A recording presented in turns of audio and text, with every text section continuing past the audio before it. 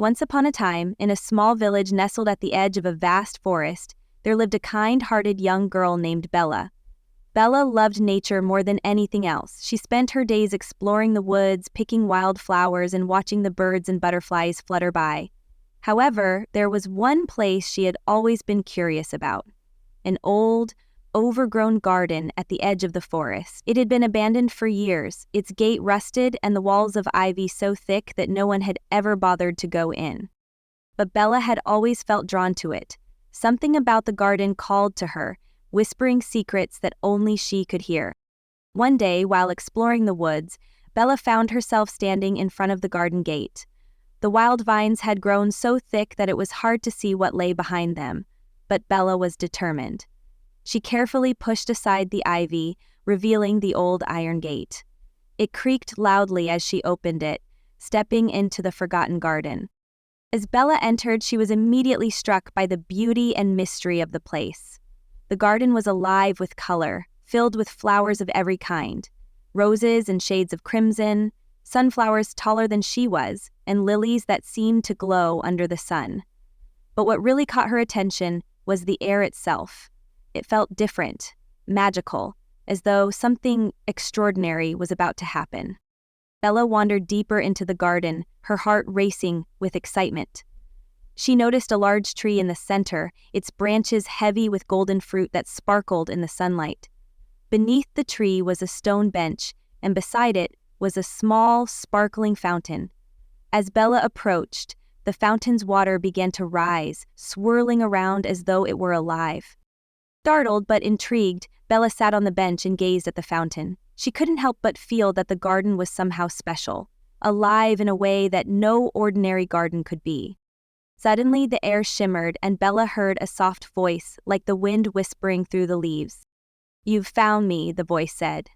Bella looked around but saw no one. "I've been waiting for someone like you." "Who are you?" Bella asked, her voice trembling slightly. "I am the spirit of the garden," the voice answered. "I have been asleep for many years, waiting for someone pure of heart to come and awaken me. You, Bella, have the power to bring this garden back to life." Bella looked around, amazed by what she was hearing. "Me? But how can I do that?" "The magic of this garden is not just in its flowers or its trees," the voice explained. "The magic is in the way you see the world, your kindness, your love for nature.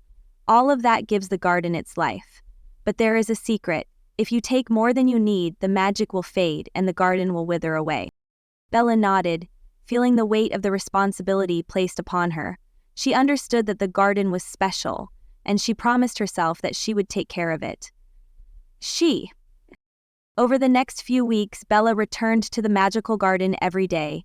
She watered the flowers, pruned the bushes, and tended to the trees.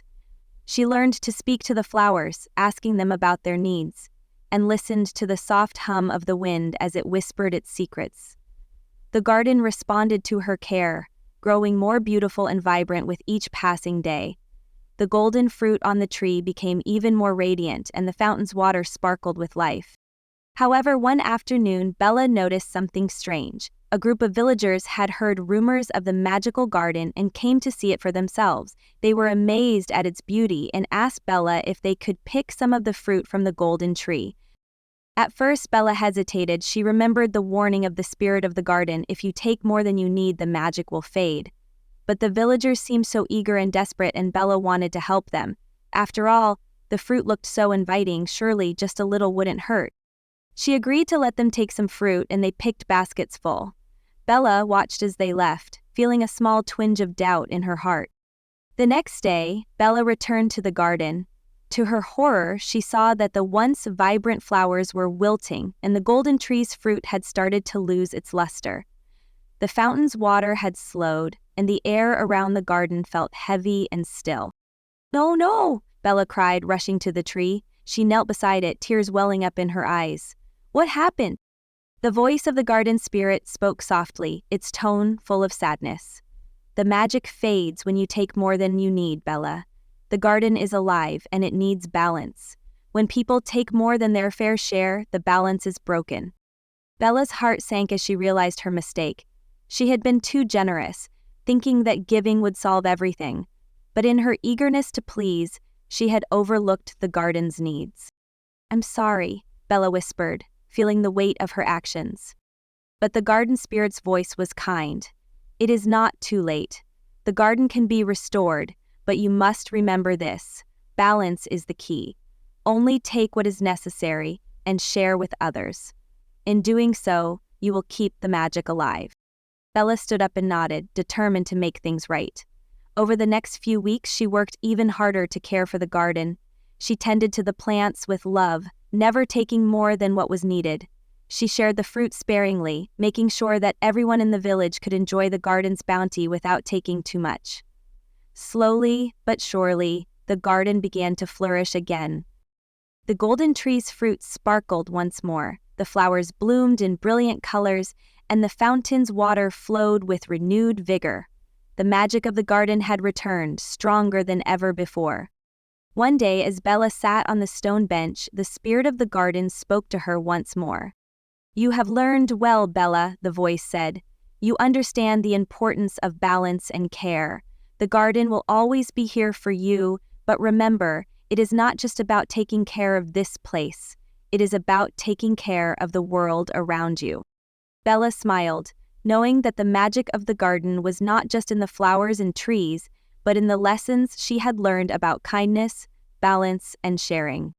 And from that day forward, Bella continued to care for the garden, always with a heart full of love and respect for the delicate balance of nature. The magical garden flourished, becoming a place of peace and beauty for all who visited, and its magic lived on in Bella's heart.